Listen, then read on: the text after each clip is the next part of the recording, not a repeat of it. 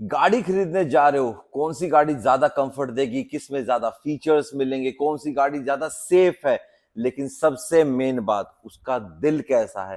Petrol लेनी है, hybrid लेनी है, सीएनजी लेनी है, डीजल लेनी है या फिर इलेक्ट्रिक लेनी है, कौन सा इंजन आपके लिए परफेक्ट रहेगा। तो इस वीडियो में आज हम यही चीज डिस्कस करेंगे कि आपको कौन से इंजन पे जाना चाहिए। देखो गाड़ियां तो बहुत सारी हैं, उनके अंदर इंजन ऑप्शंस भी बहुत सारे हैं, लेकिन आपके लिए कौन सा परफेक्ट रहेगा, आपको कौन सा इंजन लेना चाहिए आपकी ड्राइविंग के अकॉर्डिंग, आप कितना गाड़ी चलाते हैं, आपका कैसा रन रहता है। तो सबसे पहले बात करते हैं पेट्रोल इंजन की। और पेट्रोल में भी भैया आपको अब दो ऑप्शन मिलते हैं, एक नेचुरली एस्पिरेटेड मिलता है और एक आपको टर्बो इंजन मिलता है। इन दोनों में डिफरेंस क्या रहता है तो मैं आपको बताता हूं। अगर मान लो आप एक 1500 सीसी का नेचुरली एस्पिरेटेड इंजन लेते हैं और वहीं आप एक 1 लीटर यानी 1000 सीसी का, देखो मैं आपको क्लियरली कह देता हूं, आजकल क्या है गाड़ी को ना सीसी नहीं लीटर से जानते हैं। पहले क्या होता था, हम सीसी बोलते थे, 800 सीसी, जैसे मारुति 800 थी 800 सीसी है, 1.2 को 1200 सीसी बोलते थे, लेकिन आजकल उसको ना कन्वर्ट कर दिया उससे, जैसे 1000 cc is equal to 1 litre, 1500 cc is equal to 1.5 litre, 2 litre engine हो गया 2000 सीसी का। तो इस तरीके से हम इसको प्रोनाउंस करते हैं। अब जो नॉर्मल हमारा इंजन होता है उसके ऊपर भाई एक टर्बो चार्जर लगा दिया जाता है जो एक्स्ट्रा कंबशन पैदा करता है इंजन के अंदर, जिससे जो हमारा फ्यूल है वो अच्छे से बर्न होता है और हमारे को अच्छी माइलेज भी मिलती है। और कंबशन ज्यादा होगा तो भाई आपको पावर भी ज्यादा मिलेगी। तो जो टर्बो इंजन है वो पेट्रोल इंजन के मुकाबले आपको ज्यादा पावर भी देता है एंड आपको ज्यादा फ्यूल एफिशिएंसी भी देता है। लॉन्ग रन में देखें तो नेचुरली एस्पिरेटेड जो इंजन होते हैं वो ज्यादा रिलायबल होते हैं, लेकिन आज के वक्त को देखें तो भाई टर्बो का जमाना है, क्योंकि इसमें आपको परफॉर्मेंस भी मिलती है और माइलेज भी मिलती है, दोनों चीज मिलती है। क्योंकि अगर आप नेचुरल एस्पिरेटेड को आराम से चलाते हो तो आपको बहुत अच्छी माइलेज देगा, लेकिन अगर आप उसको बहुत ही ज्यादा भगा के फन टू ड्राइव समझोगे तो वो आपको नहीं। फन टू ड्राइव आपको टर्बो चार्जर इंजन मिलेगा। तो टर्बो चार्जर लगाने से ना इंजन की एफिशिएंसी बढ़ जाती है, और गवर्नमेंट भी और वर्ल्ड वाइड अगर आप देखेंगे तो इसी के ऊपर प्रेशर दिया जा रहा है कि आप इंजन के साइजेस को छोटा कर दीजिए और वहां से पावर भी ज्यादा मिलेगी आपको और एफिशिएंसी भी ज्यादा मिलेगी, और हमारा जो पोल्यूशन लेवल है वो भी थोड़ा सा कम हो जाएगा। अब जैसे होंडा सिटी को ले लीजिए, उसके 1.5 लीटर में आज भी आपको नेचुरल एस्पिरेटेड मिलता है जो 120 बीएचपी के अराउंड आपको पावर देता है।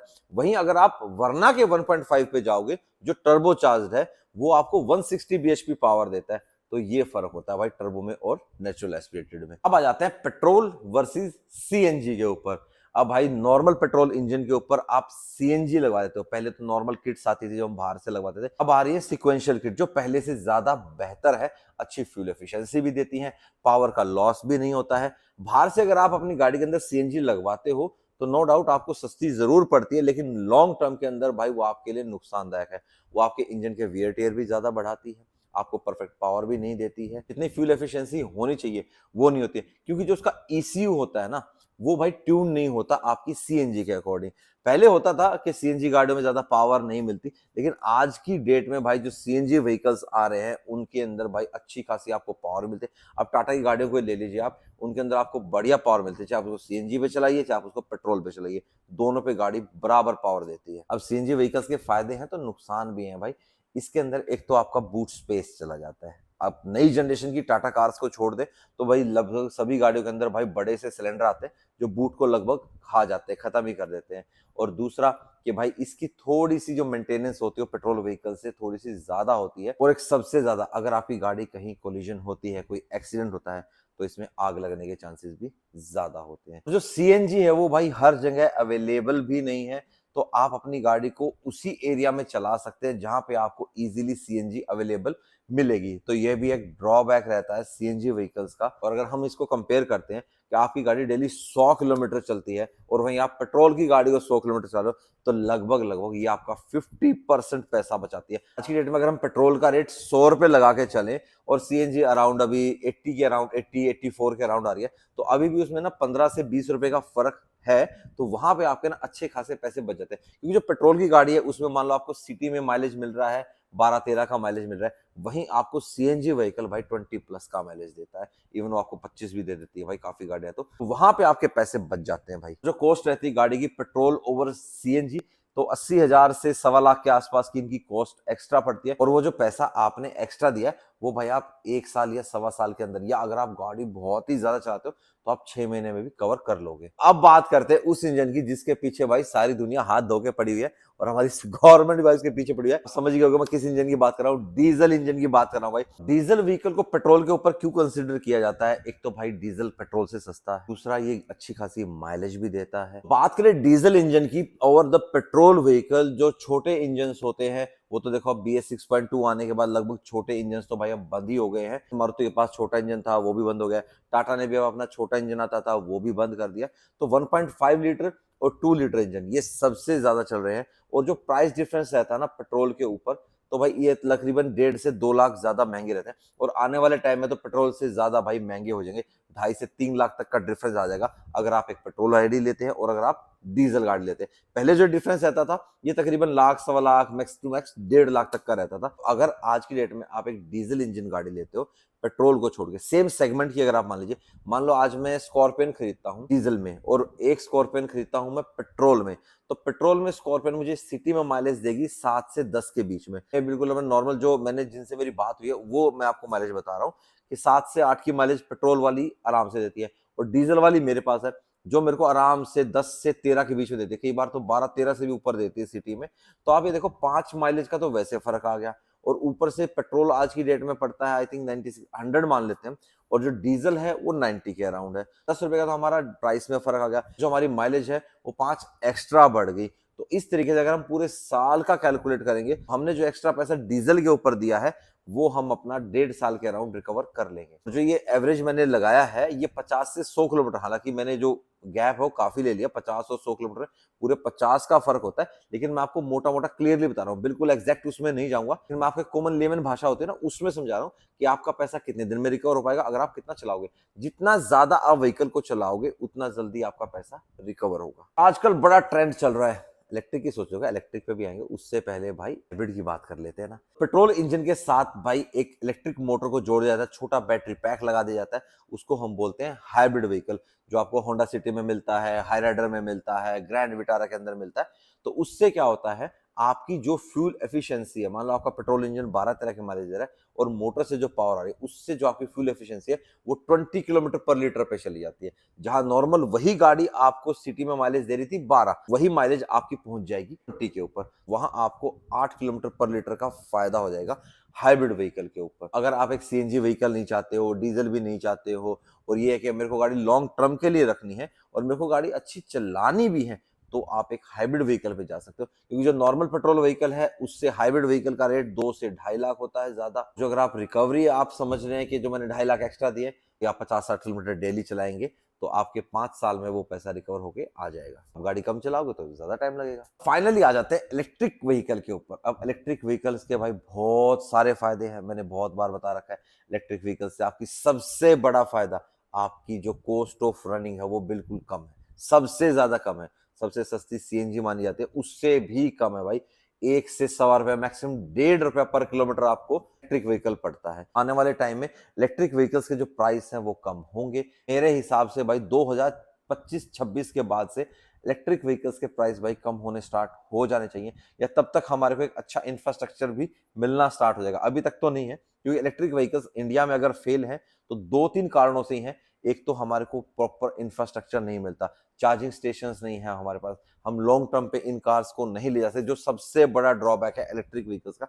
हमारे को ना प्लान करके चलना पड़ेगा कि यहाँ मुझे इलेक्ट्रिक स्टेशन मिलेगा, फिर मैं इतना चलूंगा तो मुझे वहां मिलेगा, फिर मैं वहां से वहां जाऊंगा तो मुझे वहां।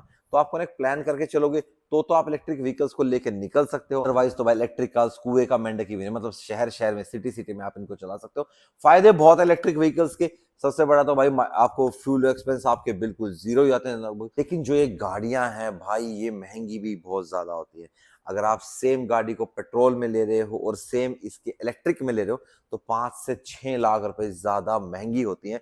लेकिन ये गाड़ी भाई आपको एक पावर का एहसास भी कराती है। अगर आप एकदम से पंच चाहते हो, एक मतलब 30-40 लाख की गाड़ी लेनी है आपको, लेकिन आपको एक पावर चाहिए कम प्राइस में, तो तो इलेक्ट्रिक व्हीकल्स आप लेके देखो, जैसे आप टाटा नेक्सॉन को लगा लो, C400 को ले लो, MG की ZS EV को ले लो, हुंडई की कोना को ले लो, तो इनके अंदर ना आपको भाई पावर जबरदस्त मिलती है। मतलब जैसे आपने पंजा दबाया क्या पावर मिली, गाड़ी ऐसे फराटे से जाएगी।